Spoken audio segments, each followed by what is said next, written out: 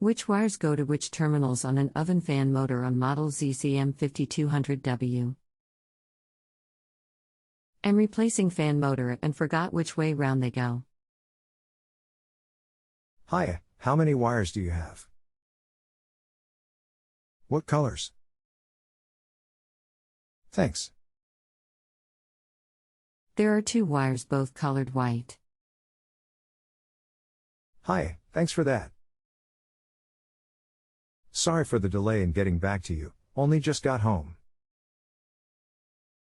It doesn't matter which way round they are. 1 to each terminal.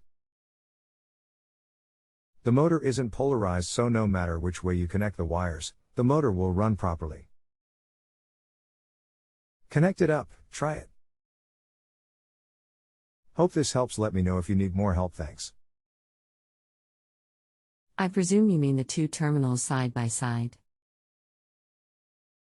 I am convinced one of these wires was connected to the earth terminal before I disconnected, although this not seem possible.